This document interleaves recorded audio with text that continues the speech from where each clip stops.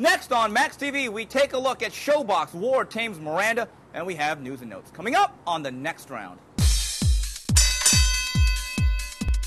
And welcome to the next round. Steve Kim joined as always by Gabriel Montoya. Another jam-packed show. We begin round number 1 from the Oracle in Oakland, California. A special edition of Showbox. Super middleweights in action. And Andre Ward steps up to the plate. He delivers a clear-cut 12-round decision over Edison Miranda, running his record to 19-0. Your scores, 116-112, and 2 scores of 119-109. Opening up this broadcast, junior lightweight prospect Johnny Molina with a second-round blowout of Frankie Archuleta. Gabriel, I know you're pretty high on this performance by Andre Ward. I thought it was solid. I thought it was workmanlike. And I think no matter what state Edison Miranda is, I still think it is a significant hurdle that he had to climb. I think so. You know, Miranda, he's not the most diverse fighter. He's pretty much a one-handed guy, paws with a jab, looks to set up that really, telegraphed overhand right. But, Andre Ward, watching him over the last few years, we're waiting for him to step up. We're seeing him fight these guys that, maybe they bring one thing to the table, but not many. I thought he finally pulled it all together. I finally got to see what we've been waiting for. Slipping in and out of southpaw so easily. He'd throw a right and then all of a sudden be in southpaw. He'd move on back. The way he mixed up his attack to the body and the head and kind of slowly unveiled his tools throughout the fight. I was really impressed by just the diversity of the attack and the way he would be able to take the fight inside, then he would move back at range, and the many different ways that he was able to do that. I think one of the litmus tests of Andre Ward is going back to a second pro fight against Kenny Kost. When a white guy from Minnesota almost starches you, you have to be judicious. I think in this fight he did take some hard right hands from Edison Miranda, who, if anything, is still heavy-handed. The thing about Andre Ward is he's not a hard, heavy-handed puncher, but he's a quick-fisted guy that's a sharp puncher. And I think this is what's going to happen at the world-class level, because after Edison Miranda, there is no really turning back to the Henry Buchanans of the world or the Jerson Ravello. So I think at this point, this is what we're going to see from Andre Ward at his best, are a lot of sharp punching 12-round decisions where that go the distance. Yeah, I think the safest thing to say about Andre Ward is bet the over, because he's not going to really knock anybody out very quick. He hits sharp and very crisp, and he's very precise about where he wants to hit you. But he's not a guy that you're worried about landing that one shot that's going to get you going. But at the same time, I mean, I totally agree with you. He needs to keep moving forward on this path. I mean, you got Alan Green, there's Lucien Boutte. I believe he's now the mandatory to Carl Froch. I mean, those are all very, very good fights, very exciting fights. And I think the Green fight is probably the most dangerous out of all of them. Edison Miranda, I think this much is clear. I want to give Andre Ward all the credit in the world. Like I said, it's a significant hurdle. But I think it's clear he is now another version of Ricardo Mayorga. Big punch, big mouth, but at the world-class level, really a small chance at actually pulling the upsets anymore. Yeah, I just don't see it. I mean, even late, it seemed like he landed about 3 or 4 really flush rights, and we kind of answered the Kenny Kost question, is Andre Ward's chin for real? And I think, in a lot of ways, that did answer it. Although, I want to see him against a sharp, explosive puncher like Alan Green, and then we'll really know what the deal is. Well, the one thing about Edison Miranda, you say he telegraphs his punches. I actually think they come Pony Express. I mean, that is a wide looping right hand that you could see coming right out of the pocket. Yeah. I want to see what happens against a more technically sound guy. I thought Andre Ward had his way, whether he was southpaw or orthodox. The one thing about Andre Ward is I think that his physical strength is actually underrated. I think he did a good job of pushing around Edison Miranda on the inside and dominating him to the body. But again, let's be realistic. Edison Miranda was more or less a middleweight moving up to 168. I think Goose and Tudor knew what they did when they were picking his spot. And good news for Andre Ward in terms of his economic viability and becoming an attraction. First real homecoming at the Oracle, a major NBA arena, and they nearly had 8,000 people. I think they have set the foundation for Andre Ward to become an attraction, and as we've seen in 2009, Gabe, that is becoming more and more of a factor once again in the game of boxing. Yeah, it's definitely a positive. I mean, you get 8,000 people, in a city that, kind of has a fight history and definitely has some fight fans in it. You get 8,000 guys to come out and see you. That's a great thing. I can't wait to see his next fight. Hopefully it'll be there, and it won't be, on Pluto or, in the Caribbean or Madagascar against some unknown guy. Or the Morongo or the Tachi Palace or wherever else Dan Goosen farms out his shows. Opening up this broadcast, Johnny Molina blowing out Frankie Archuleta. Once again, he did the Chris Rock. He did what he was supposed to. He fed the kids. He got his job. He stayed out of jail. Frankie Archuleta was maybe a prospect about 7-8 years ago. Then he got blown out by Rocky Ward. Really a 26-pounder. This much is clear about Johnny Molina. This kid is strong. He could punch. He's heavy-handed. But here's what I think. He's a tall, lean guy that cannot box from the outside. Everyone's going to say he should learn how to box. he's not going to learn how to box. When he's on the outside, he gets exposed a lot like Antonio Margarito. He's one of these guys like a Corrales or the Tijuana Tornado. Despite his stature, he needs to be on the inside and be able to find some shelter. Yeah, I was one of those guys last week saying he needs to, get behind the jab and find his range. But, he's just at his best when he moves inside. I mean, this fight, I don't think it really answered any questions at all when you got a guy that's fought 2 times in 5 years and is fighting like, 2 weight classes out of his natural. But, he came out and he tried to box. He tried to use that jab and keep his range. And he was getting pot-shotted by Archuleta from the outside. He kept eating right hands. So the second round, he went, all right, I'm bigger than this guy, and just moved in and just demolished him. And, at this point, he's still a prospect and he's still developing, but they're going to need to step it up just a notch. Well, here's the thing, though, Gabe. He's 17-0. He registered his 13th stoppage, and you go through Johnny Molina's history, did not have a very vast amateur career. In fact, he was more of a high school wrestler out here in La Puente than he was a boxer. And Joe Goosen, I think, is very good at developing prospects. And he compares them very, very favorably to the likes of Rafael Ruelas, and he says he hits harder than Diego Corrales. But I think Joe is also a realist. He realizes there are certain prospects, like a young Floyd Mayweather, you knew by his 15th pro fight that this guy can fight for a title. Then there's other kids like Stephen Luevano who took about 30 fights to fight for a pro title. And Stephen Luevano had a very, very long, storied amateur career. I get the sense he's 17-0, Gabe. I think it'll be 25 to 30 fights before he fights a real world-class guy and fights for a title, as opposed to, let's say, 21 or 22 fights. I think this is certainly a long-range prospect. Yeah, this is definitely, a guy that you bring in fighters, like Andre Ward did, that do one specific thing well, or a guy that's going to give you rounds, and you just slowly develop him. It's true. I wouldn't certainly rush him to championship status or even to the second tier at this point, but I don't know, fighting a guy that's 2 or 3 weight classes out of his weight class and has fought twice in 5 years, that just doesn't tell me anything. Well, here's what they're going to need to do. They're going to need to find a tough, solid, steady guy that's not a banger. I think they're going to try to stay away from punches because Johnny Molina has touched the canvas before, and defensively there are holes. They need to find an 8-round journeyman that is known for being experienced, that's known for going rounds. He needs a tough 7-8 round fight where you can only get that experience. You can spar hundreds of rounds in the gym, and a trainer will tell you, till you get out there nearly buck naked in a real fight, you don't really get that development. And I think that's the key for Johnny Molina, quality rounds coming into the next 6 to 12 months. Yeah, the blowouts aren't going to get it for him anymore. Absolutely. It's quality rounds. Guys, iron chin, bring him some Mexicans that are going to take some shots and just keep moving forward. That's what he needs. All right, that's it. Showbox from the Oracle. When we come back, we go to News and Notes. Moving on to news and notes on the next round, we take a look at the fight review. ESPN2's Friday Night Fights, the Kingpin, Kevin Johnson, the TKO in 6 over Devin Vargas. And then on TV, Azteca, Brandon Rio stops the tough Oscar Meza in 5 rounds. Well, Kevin Johnson, the mouth that roared, I thought actually delivered. Yeah, I know Devin Vargas is not the most threatening guy. I don't even think he's a top 30 heavyweight. I was actually surprised that the management of Devin Vargas took this extreme step up and they paid for it. Yeah. But I think Kevin Johnson, with a performance like this, now he begins to warrant our attention because it's not just about winning. In this business nowadays, entertainment counts. He was very entertaining. I've obviously been eating some crow because I picked Vargas, but just more based on what Johnson doesn't do or hadn't done in the past. But he really surprised me, man. He had 2 hands, and he had a really sneaky hook off his jab. That his jab would extend, and then boom, the hook would appear. And that's what Vargas was complaining about the whole fight about his ear, was that he wasn't seeing that hook landing, and I think it ended up bursting his eardrum.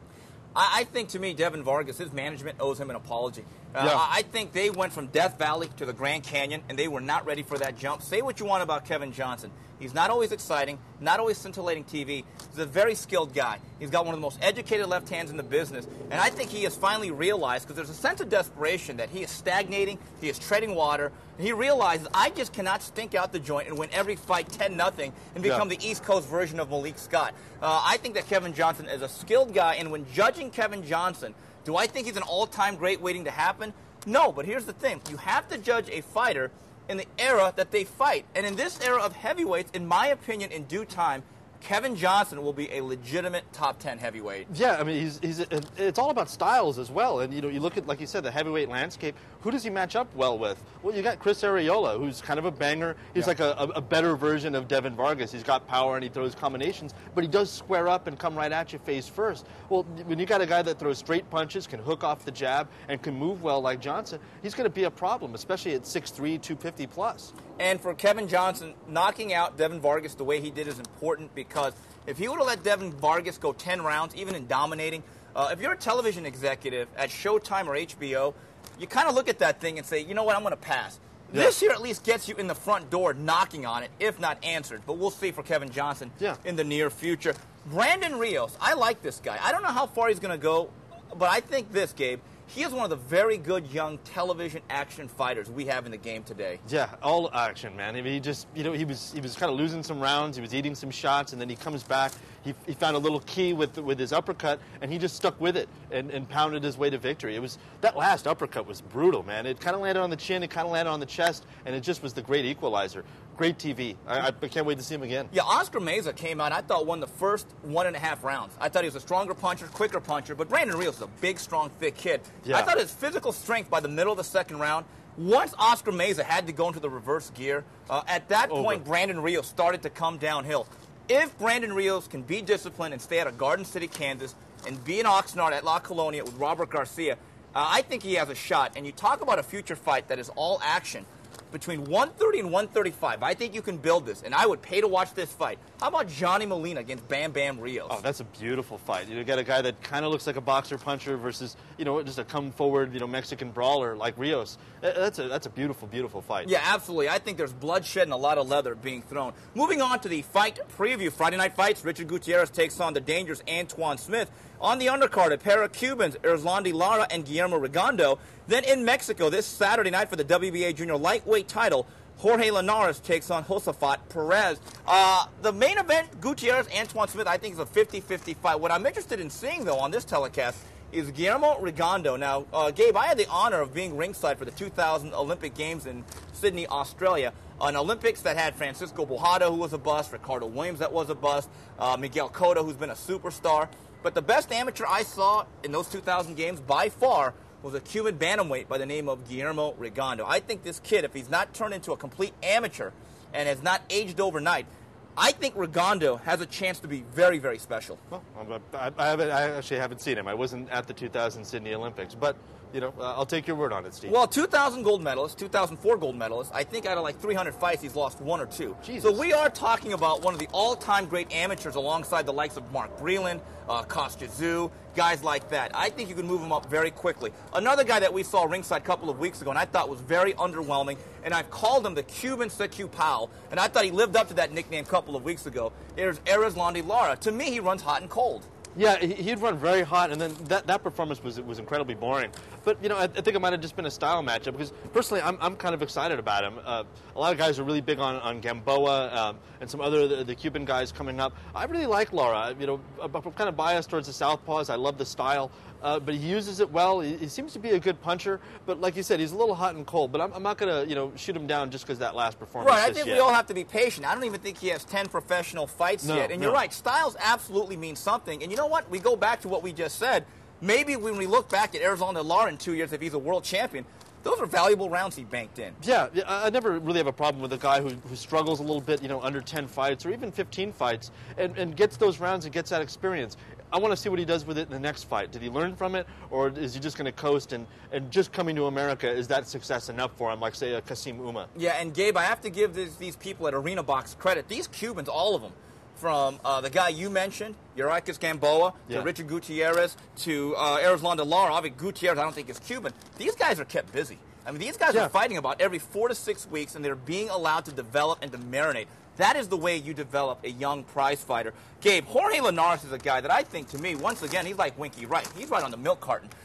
Here's a guy that I saw 2-3 years ago in the Manny Pacquiao camp before the rematch with Eric Morales. Now, I've been just about at every single Manny Pacquiao camp more than anybody. There's been one guy that could neutralize Manny Pacquiao to any degree, and this is what he did it as an 18-year-old.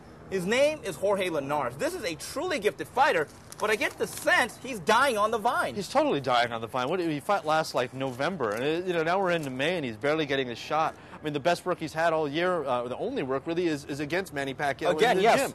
And apparently they both kind of lit it up and lit each other up. This is a guy that every time I've seen him, I'm just very excited to see him. He's got all the tools. He's exciting. He brings it, and he's got personality when you interview him. and where the hell is he? Well, I think one of the problems is that Taken Promotions needs to make up their mind. Is he going to be an American fighter or a guy that stuck out in Asia? Yeah. And if they're going to bring him out to America, they are going to have to make a co-promotional deal. And obviously, it's either going to be Top Rank or Golden Boy, from what I know. Right. Here's the thing about Jorge Linares. I remember in July of 2007, I thought he absolutely stole the show on the Winky Wright Bernard Hopkins undercard. He just absolutely dismembered a very good veteran in Oscar Larios. Now, Larios may have been long in the tooth, but he took him apart, and you said to yourself, this guy can be special. And guess what? Since that point, he's been non-existent. I think Linares down the line, he's won a title, I believe, at 126, 130. I think he's good enough, and I am really projecting here. I think he wins a title at 35. I think he can win a title at 40. And I think if he's big enough, he can win a title at 47. I think this kid, physically and technically, is that good, but he needs to be promoted. He needs to fight, is what he needs to do. Yeah, they need to bring him out here and leave him out here. There's so much talent between 130 and 147, like you're saying. I'm not sure if he can go 147. I'd love to see him try, but there's no reason why he can't have a fight every 2-3 months. Yeah. It doesn't make any sense. Absolutely. And we wrap it up here with the pair of notes. Have some tidbits here. Manny Pacquiao will return in October, according to Bob Arum. And Juan the Baby Bull Diaz will make his return on August 22nd, according to reports. A couple of things about Manny Pacquiao. I think it's very clear. He's going to fight in October, and judging by some of the early comments of Bob Arum, a potential Mayweather-Manny Pacquiao fight does not look like is in the offing until at least 2010. Yeah, it looks more like Miguel Cotto, the winner of the, well, looks like Miguel Cotto if he beats Joshua Clottey. They're not saying Joshua Clottey's going to get anything if he beats Cotto. I'm not really that excited about that fight, man. You know, they've mentioned Shane Mosley and they've mentioned Cotto, but they've mentioned that they need to come down to 142. Now Cotto struggled for years trying to make the 140 limit and started to get knocked down and was weakened by it. I want to see a fight that's on an even playing field. You know, Mayweather, I haven't heard, has had trouble making 140 at all. He's a guy that, you know, started in his lower weight classes. To me, that's the natural fight. You know, for Manny Pacquiao. For Mayweather, I think the natural fight is also Shane Mosley. Cotto just doesn't really excite me. Gabe, in your vein, going off on a different tangent, though, I kind of agree with you. How about just having fights at real weight classes? Yeah. I mean, this started a couple years ago with Winky Wright and Bernard Hopkins making up their own Winky Wright catch weight. I understand that catch weights are a part of boxing, but this is getting ridiculous when we're making subdivisions within the subdivision. We're making junior welterweight or super light middleweight. You know what? There are already 17 weight classes. You're telling me we can't settle in on one of those weight classes? Seriously. The bottom line is I don't think Shane Mosley can make 42. I don't think Miguel Cotto can make 143, 144. And there's plenty of fights out there for Manny Pacquiao. You can bring up lightweights. You can stay at junior welterweight. There's guys like Tim Bradley if it's a stay busy fight. But I think it comes to a point, I'm getting a little bit sick of these made-up cockamamie catch weights. Right, just pick one. I mean, you know, and the thing is, I don't think they can make that weight, and I don't think they should have to. Don't you think Miguel Cotto and Shane Mosley have earned the right to fight Floyd Mayweather? And on that vein, don't you think Manny Pacquiao's earned the right to fight guys, I don't know, his own size? Yeah. He began at 106. I mean, if Vitaly Klitschko can come down to 180, would you make that fight for Manny Pacquiao? Let's just make some real fights in the real weight division. And speaking of Juan Diaz, we didn't mention this last week, but yesterday he graduated from the University of Houston downtown. So whatever he does the rest of his career, I think this is a great achievement. I've been interviewing Juan Diaz for about 8 years. I almost feel like I've taken this whole course with him because I remember interviewing him when he was just a freshman. Then he was a sophomore. Then he was a junior. And now he's finally got his cap and gown. And what a great achievement for Juan Diaz to do this and to become a world-class fighter. What an amazing thing. I mean, most people, you know, in life, they focus in on one goal and they work their whole life to accomplish it. Here's a guy that's been a world champion boxer, he's a hell of an amateur, and now he's a college graduate. I mean, what can you say? That's just one of the great stories in boxing. Right, and there's not enough of them. And a couple of things are talking about August 22nd in Houston, Boxing After Dark. One of the names being mentioned, and I think it's an interesting fight based on what has happened recently, one of the names being prominently brought up is David Diaz. Now, a year ago, if I would have told you, Gabe, David Diaz would be the most competitive guy against Manny Pacquiao versus the likes of Ricky Hatton and De La Hoya, wouldn't you have given me about 1,000,000 to 1 odds? I would have said, what time is it? Is the bar closed yet? Not that it's ever stopped me from drinking. That's very true. Diaz versus Diaz, man, that's a great fight. I mean, you know, Juan Diaz is a rugged guy, and he's going to come forward, and David Diaz is a rugged guy, and he's probably going to, you know, be a little bit stiff like a statue, but he's going to come forward too. That's all action. Right, and remember, David Diaz actually fought some fights as high as 143, 144. He's gone up against the likes of Kendall Holt. Yeah. Juan Diaz is a volume puncher, not a strong puncher, though. Right. I actually think that is a legitimate fight. Diaz versus Diaz, It's not a divorce. Well, that's it for this week's edition of TNR. On behalf of Gabriel Montoya and the rest of Max Boxing, till the next round, goodbye, everybody.